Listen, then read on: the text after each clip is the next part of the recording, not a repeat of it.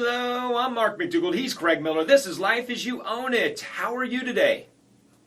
Me? Yeah, you. This guy right here? Yeah, the I'm guy. Fantastic. I thought you were asking our listeners. I am asking our listeners, but I'm hoping that you jump in and answer for them. And on behalf they're of doing us. great. Awesome. Well, I'm glad you're doing well also. Yes, sir. Yeah, well, as I mentioned, Mark McDougall, Craig Miller, we come at you each and every week with a fresh edition of Life as You Own It. We're the roof over your head show. You want good information about how to be a savvy, sophisticated consumer, maximize your credit score, get your best deal on your home renovation projects. Heck, find a date. You come to Life as You Own It. So we're here, lots of great information in today's show. And ready to kick it off, brother? Let's kick it. Let's kick it off, kick it out. All right. Remember, folks, you can catch the show. You can catch the video version of the show if you go to YouTube. You can give us a call at 800-492-4664. We want your questions, or you can email us questions at lifeasyouownit.com. We are your one-stop shop for all things, most things financial, and all things personal, some professional. You got that, Craig? Yeah. All right, my man. So you had a good week. You're doing well. You're feeling good. You're looking good. You know what? Before we jump in, Craig, I've got a quiz for you. Okay. How much water should you drink daily? Well, it depends on who you ask. It depends on what your goals are. To get by, to stay hydrated, or are you trying to maximum health? Vacillator. Did you go to Vassar? Did you go to Vassar? I say 1 gallon a day is what I agree. You should drink. You know what? I don't think it's going to kill you to drink a gallon a day. But yeah, you know what? You can't OD on water, I can promise. So, according to a new study, new studies, you got to believe them all. It says 4 to 6 glasses is a sufficient amount. However, the traditional has been 6 to 8 glasses is what we've always been told, right? Yeah. What about you, Craig? I think they come up with the 8. Of course, it depends on the size of that. Shot glasses, 8 glasses. But I agree. You can never. I think they mean 8 to 6. I was going to say you can never stay too hydrated within reason, but I encourage everybody to stay hydrated. There's also some suggestions from this little article how to hydrate through your foods, and some common ones are going to be watermelon, you've got lettuce, spinach, and soups. Provide the body with fluids in addition to drinking just plain water. Bottom line is, folks, especially at times whenever it is hot outside, everything's relative. The more active you are, the more fluids you should drink. Take care of yourself. I'm a big fan. My daughter, my wife, everyone's tired of hearing me say, drink more fluids, drink more fluids. I believe it does the body good. So, do you know how to tell when you are beginning to be dehydrated or when you are dehydrated? I can tell if I press down on my skin. And it's when you stop being thirsty. When you stop craving fluids, you've actually reached the point of dehydration. People don't realize that. When you're craving thirst, it's because your body is flushing out what it needs to. So it's going to be hard for me to do the show because I'm afraid that if I remove the straw from my mouth and consuming the fluids, that means I'm dehydrated, right? But if you're not craving for hours on end, you're not going to the bathroom, you're not craving any liquids, you've probably reached the point of dehydration. But there's a proper way to rehydrate, but you can never overhydrate.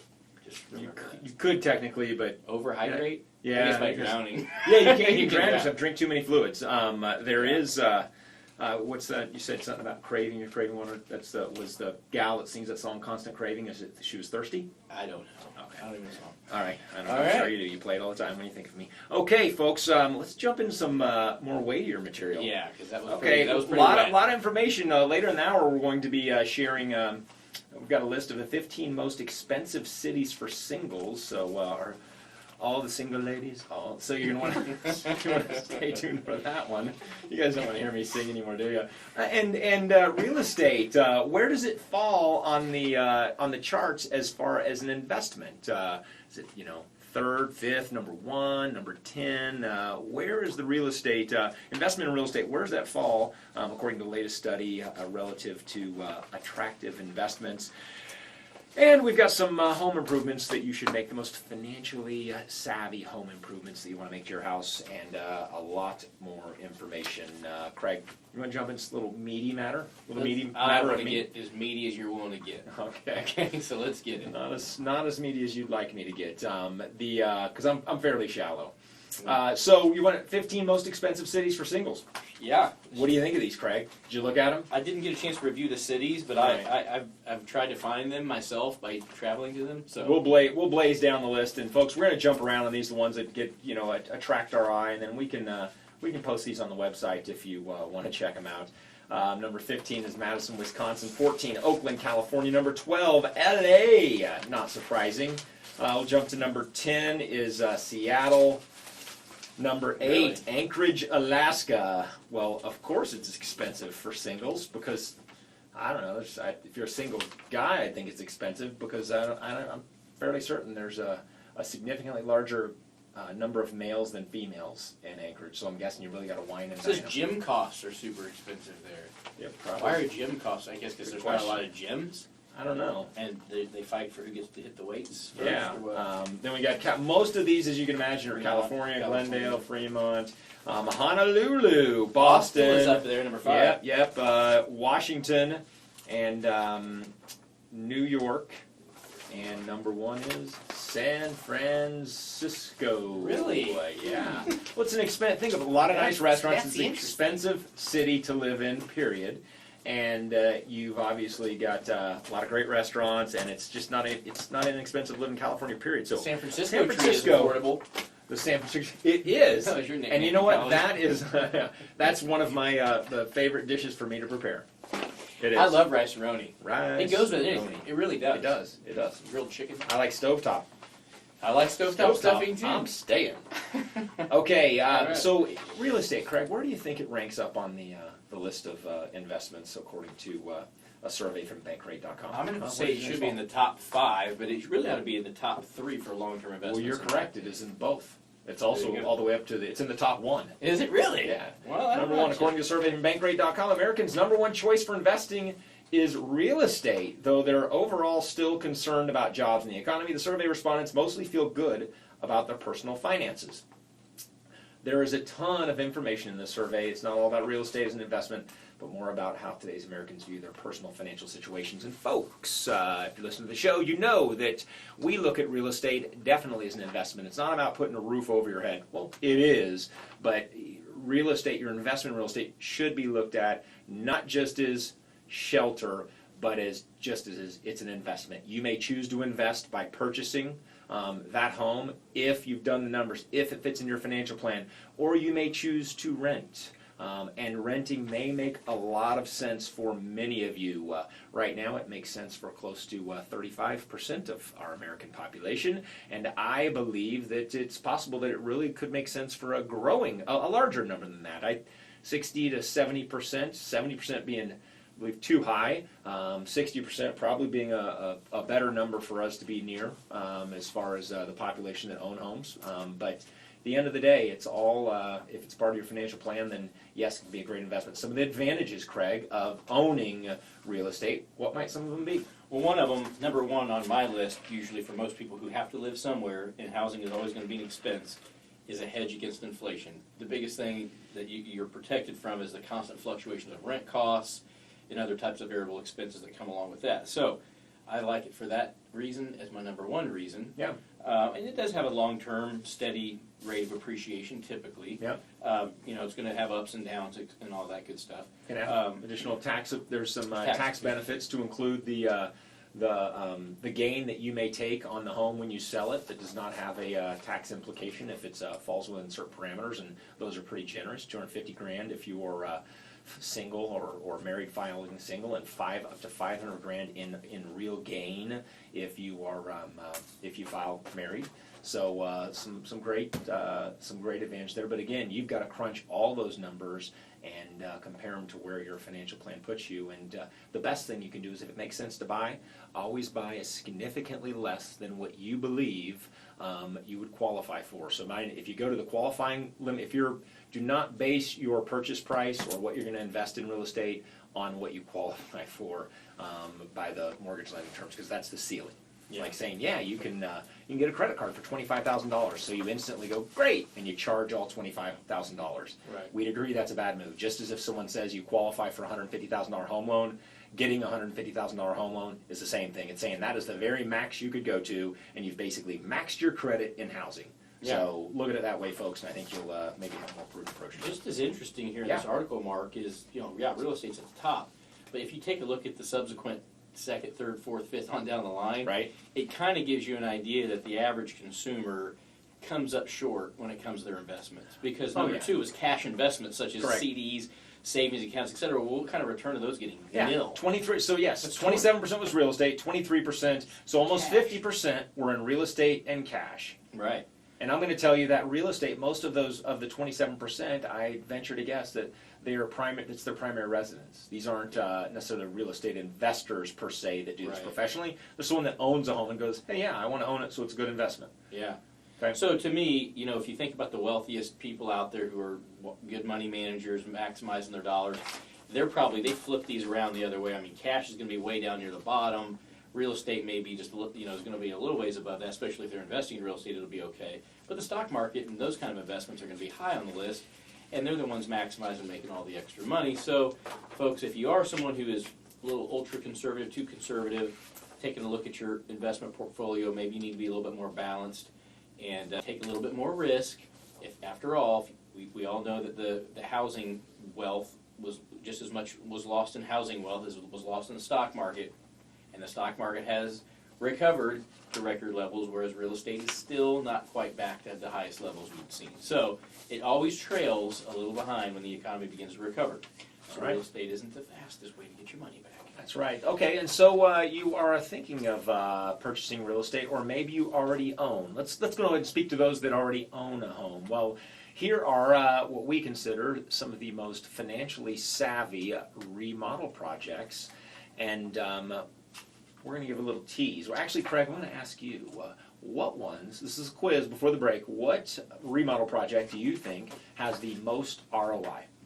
Typically, kitchens and bathrooms is what I'm going to say is the most ROI. But I think some little trim things and little small touches can sometimes give you a bigger bang for the buck. Well, you're actually wrong. When we come back from the break, we're going to share with the listeners what the top ROI, and we've got 7 others that they're going to want to consider. Life as you own it. We are back, Life as You Own It. Glad you joined us this weekend. And right before the break, Mark, you teased us a little. And you teased me because you said I was wrong. You're wrong. And I don't like to be wrong. Wrong. I just don't You know like what? it. It's, you remember this. You're going to know when I say it, but the most cost-effective project you can do, just bang for the buck, that's going to get you some It's value. the most So, financially savvy. putting on a right? deck.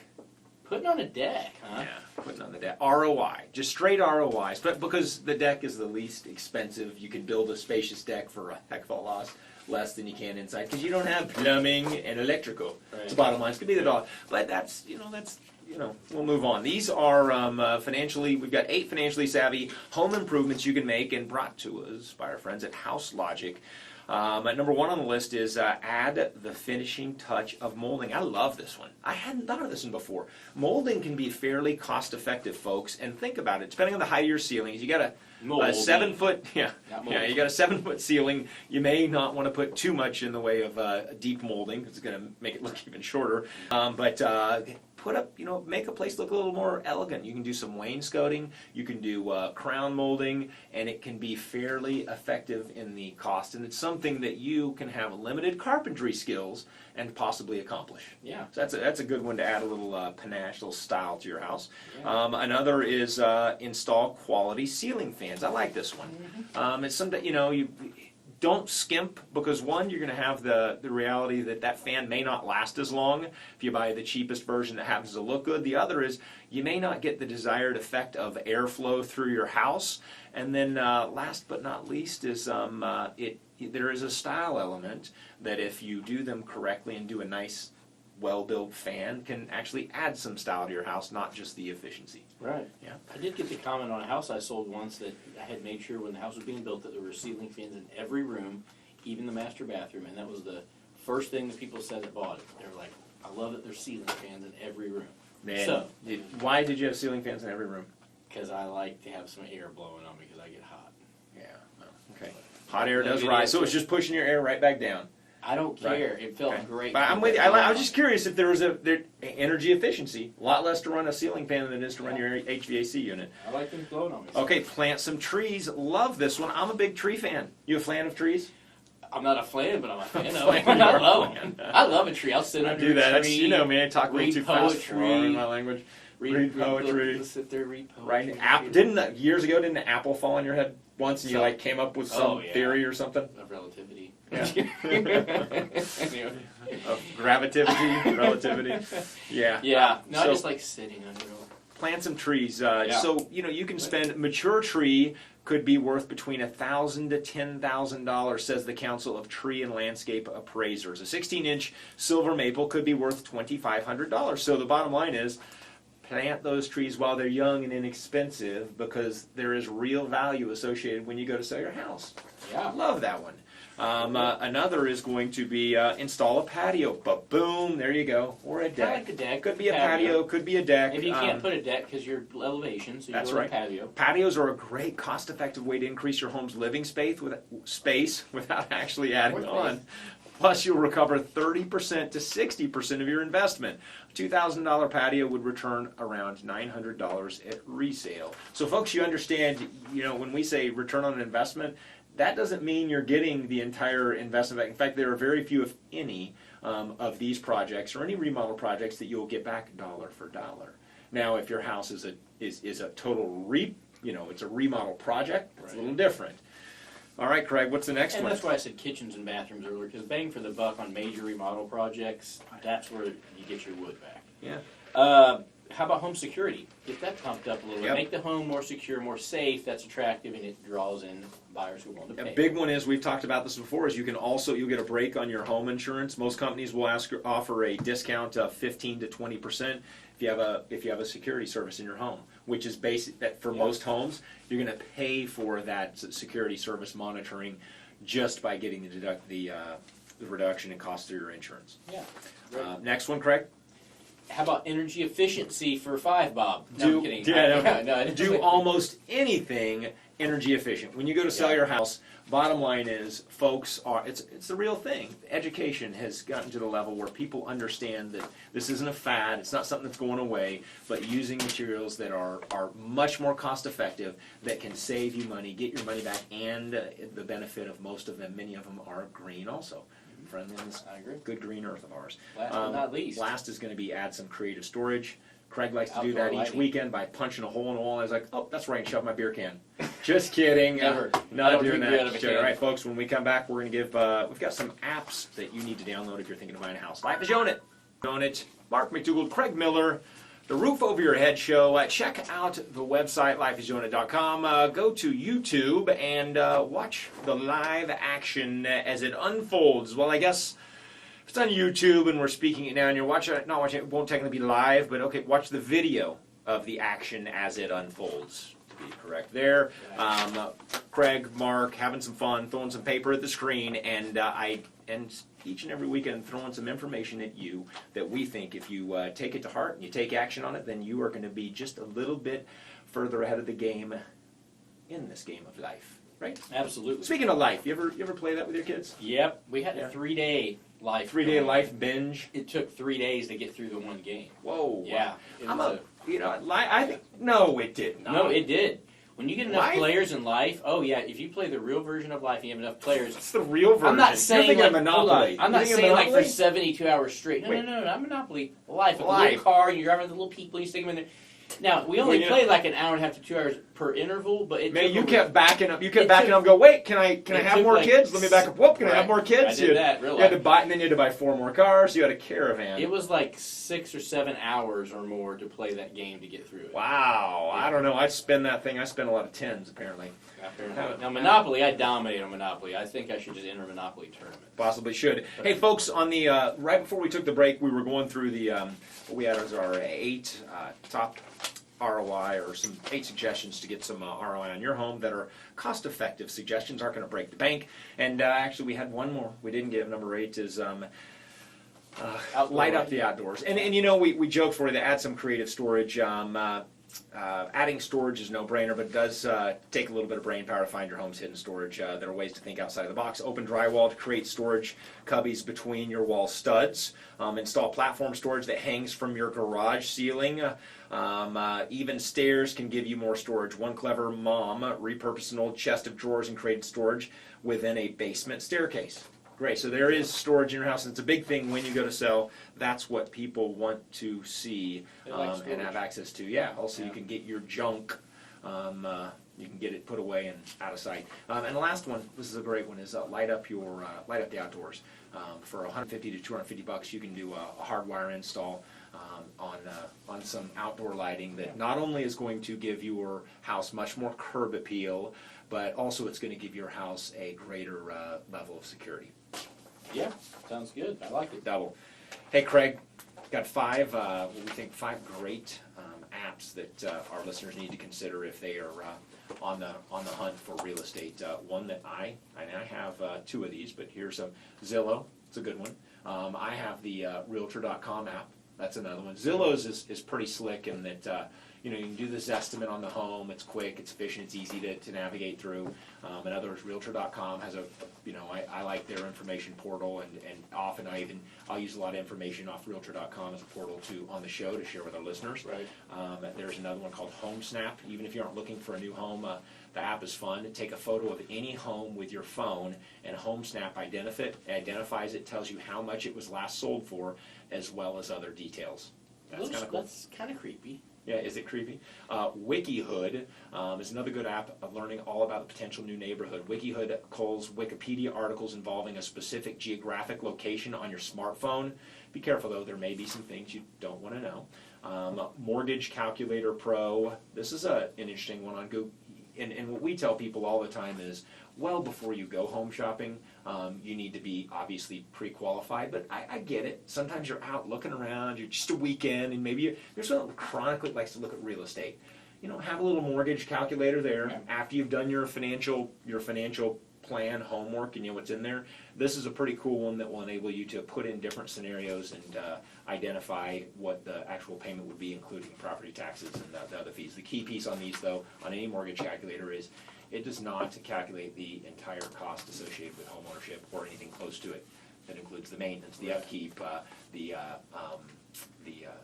not only the moving expense, obviously, but the things that you need to put in that house, the lawnmower, all the things, if you're a first-time home buyer, that you may not consider. And if it's a larger home, it's not going to, mortgage calculators don't calculate the increased expense associated with utilities. So a lot of things you got to consider there. All right. I think that was There's a bonus. 5. Yeah. Can I give a bonus? Got a bonus? Moneychimp.com. Moneychimp.com. Yeah, I like that. It probably has an app at this point. I don't know if they have an app or they don't. You can check for it. But they do have a website that's got mortgage calculators, compound interest calculators, simple interest, this and that. I mean, most of the stuff that people would want to do makes it easy just to plug in your data, hit calculate, and there you have it. You can figure a mortgage payment, a car payment. You can figure what your investments return on, your long-term gains would be on an investment. So moneychimp.com, check it out if they've got an app. If they do, that would be one I'd throw in the mix. So if you've got room on your phone, having those multiple calculators on one button would be kind of handy. Amen. Hey, guess what? You know what that music means. I do know. Time to dance. And You ever dance with the devil in the pale moonlight? nope, try not to. Nope, wasn't the devil, it was Bob. Joey in Excelsior Springs, Missouri emailed, guys, I owe about $170,000 on my house and have a rate of 5%. 5%. I'm not certain of the value, but would guess about $220,000 to $225,000. I think I will be moving in 3 to 4 years. So is there any point in refinancing to a lower rate? Thanks for your help. Thanks for the question, Joey. Go, Craig. You've got 15 Absolutely. seconds. There is a point in doing it. You can save money. There's 2 key points here. Number one, you may be paying mortgage insurance on top of the 5%. I don't know how long you've had that loan, but if it's worth $220,000 to $225,000, knowing the home prices have gone up and you owe $170,000, I'm going to take a wild guess, since you're just barely under the 80% mark, that at some point you might have had mortgage insurance if it hasn't gone away, so you could save money there potentially. That's a guess. But factually, if you'll do a loan at zero cost, with no fees, no closing costs, nothing being rolled in the loan, nothing being charged out of pocket for fees, you will save money, and you can still lower your rate and do that. Why not maximize over the next 3 to 4 years, save a few bucks? Even if you could drop $20, $25 a month off your payment, you're still talking about over $1,000 in the time that you've lived there. And that's money for maybe an hour to 2 hour investment of time if you work with a good lender. Total time invested, that's $500 an hour. I think that's a good return on investment. Not bad. So, and that's all you can save. I think this person would probably save more than that. But yes, there's a point. There's absolutely 0 point in doing it, Joey. If you're going to pay a bunch of closing costs and fees, you'll never recover the money. That's why we harp on you about watching the fees and costs and doing the break-even formula every week. Check it out at lifeasyouownit.com. All right. Okie dokie. Okay. Sign up. We're going to do the shortened version of standing in the pulpit and preaching a little bit, because Most of the show, we like to give good information, but we'd be remiss if we didn't add a little lengthier sermon occasionally about the value of planning. And this one's going to be easy, though. We've got 3 things that are just, let's keep it real basic, 3 things that you need to be doing every person that is over the age of 18 and has acquired their first object of any sort of value. And as you get older, this becomes more important. 3 simple ones. Number 1 is you should have a will, folks. All of you should. If you have children and you don't have a will and you don't have clearly lined out what's going to happen to your kids, I'm just going to say it, shame on you. Get your butt in gear. Get it done. Get a will. Lay out who is going to take care of your kids. What if you don't have, and a part of that, hopefully you have life insurance. You need it. If you have kids, life insurance, I don't care if you're healthy, you can get a term policy very cheap that'll at least help pay for your funeral and ideally leave your family something as they try to get their life back in order. So get a will, folks. Number 2, simple one is, and we know this, young children, is the sooner you start investing in your retirement, the sooner you start saving money for those big events, the better. But invest in your retirement. If you don't know when you're retiring, you're not doing the math and going, here's when I plan to, and ladies like ourselves getting Social Security benefits is slim. Slim, unless you go ahead and get disabled or have some kind of an issue right now. But even having Social Security down the road. The younger you are, the more important this is, but it is never too late to start investing in your retirement. Have a financial plan. And lastly is get your life in order. And it sounds like a simple one, but folks, take a weekend, take a day off of work, take a 3-day weekend, just take an assessment of everything from all the junk, and just go through, say, I'm going to get as much of my life in order. It begins with decluttering your financial life, decluttering your wardrobe, your closet, decluttering the junk out of your house. Just go through and take stock, and organizing your life can consist of everything from going through your finances, going through your goals, setting up your goals. Remember, don't overcomplicate this. Simple therapeutic steps that can be associated with just removing some of the things in your life, you've been putting them off. I know, I do this all the time. Man, there's so many little projects that after a while they're so immense, you're like, but take a day, take 2 days, take 3 days, get your stuff straight. Yeah, as much as you can. It's an ongoing progress. Just purge. You'll feel great. Fix it, and then have some solutions for down the road to avoid the clutter that occurred the time before. So you got it. Have a plan together. Hey, Craig, you know what that music means? You know that sound? It's time for another Should You Stay or Should You Go segment. Remember, folks, if you've got a question, 800-492-4664, or email us questions@lifeasyouownit.com. Alexandria in Sioux Falls, South Dakota, called our hotline to ask, gentlemen, I am entirely new to this, but I went to refinance my mortgage about 2 months ago with a local mortgage company that I heard on the radio. For 2 months, I signed and re-signed documents and gave them lots of paperwork, and then more and more paperwork. I did everything they asked, but yesterday the lender called to tell me I was turned down because my debt ratio was too high. He offered some other options or solutions. He offered no other options or solutions, just said, sorry, we can't do anything. Does this happen a lot? What are my options? Do I have any rights? Thank you for all your help you can offer on this. Sorry, Alexandria, and we appreciate your reaching out to us for help. Craig, what do you have for Alexandria? Well, first of all, to clarify, debt ratio, folks, that means the amount of monthly bills exceed the allowable amount compared to the amount of income. So percentage-wise, typically that's limited about 40 to 45% roughly, and this person, 43 to be specific if we're working off of the most standard guidelines, and that means that she has more monthly debts than her income can support according to mortgage guidelines. Well, Alexandria, it's a shame. It's kind of like going to the doctor. You may have a doctor that's attending to you and checking you out and doing all they're supposed to do, and they may be a phenomenal doctor but have really bad bedside manner. This could be the case with a lender where they might know what they're doing. They may have looked at everything and tried to figure out if there's a solution, and the fact that there isn't one, rather than explain it and make sure you fully understand it, they just, sorry, I can't help you, hang up the phone. That's kind of like the equivalent of bad bedside manner. Now, on the other hand, they could be lacking expertise, and they may not know what they're talking about, and they haven't done a thorough job, and you just happen to call the wrong company. So what do? Get a second opinion, Alexandria. Have someone look at your particular case, right out of the gate, provide your income documentation in its entirety that you've already provided this other mortgage company, and then let them take a look at your credit report and your debts. Find a lender that will review that with you and calculate the stuff right there at their desk. And if your debt ratio is high, the suggestions would be, here's what you can pay off.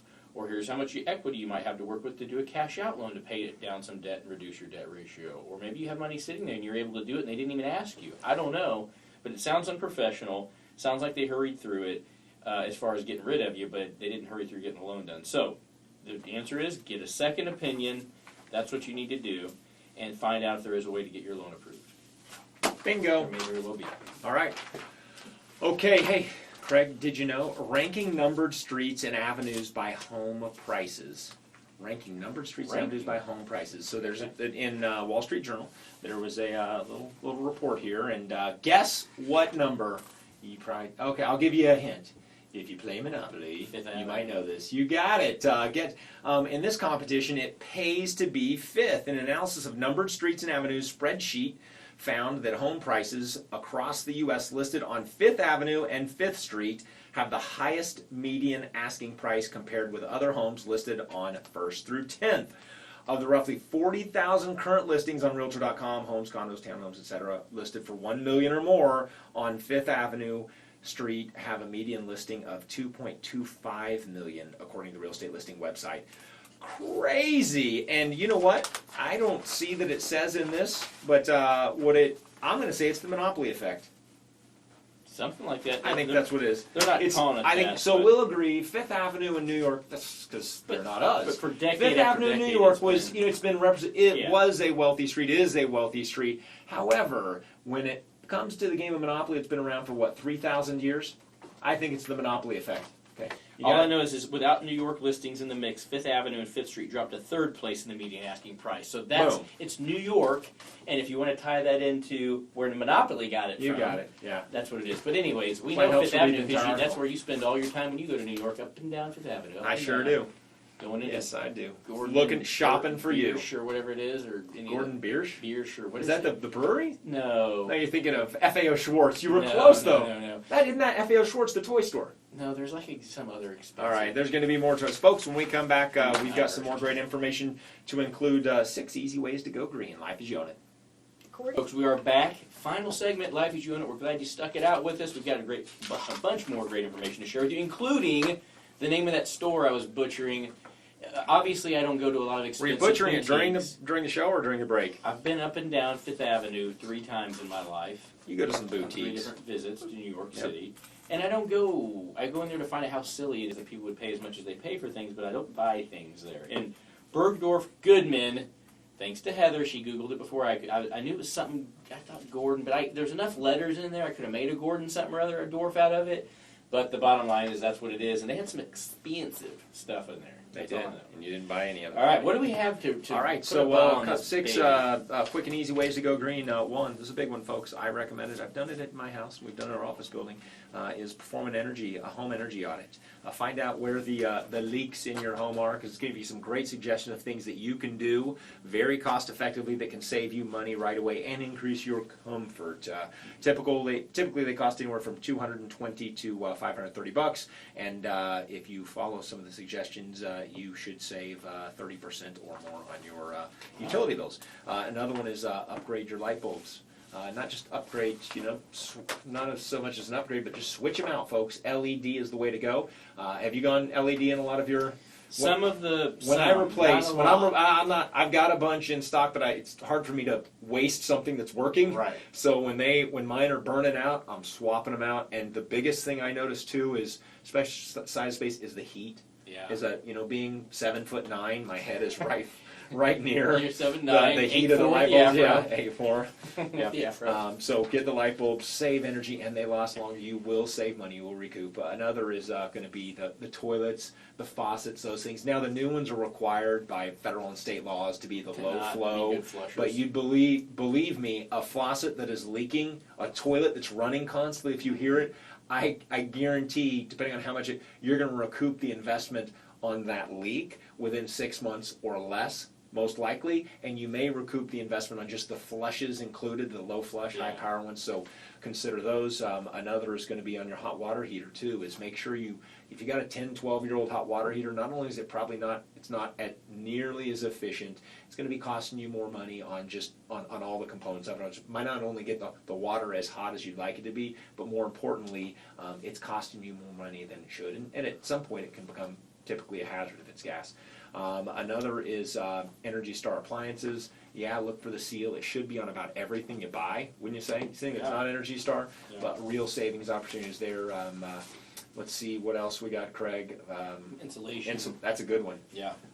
Insulation. In there. And then your HVAC systems. A couple things you can do there. One is get a thermostat, like a Nest is a pretty cool one, or at a minimum one that is programmable. And then have your heating and cooling, have it serviced at least once a year, but ideally twice a year, and clean out. I'm telling you, this is the biggest and the cheapest way to do it is get the filters, swap those filters, keep them clean, because believe it or not, when they get dirty and funky, they can't pull the air through, and it's just a big problem. If you can upgrade to the wider ones, and they last longer, they flow better, that's another one. So. Okay, all right. Expensive upgrade. I was just thumbing through the most recent edition of Elle magazine. Of course you were. And I came across an article of interest.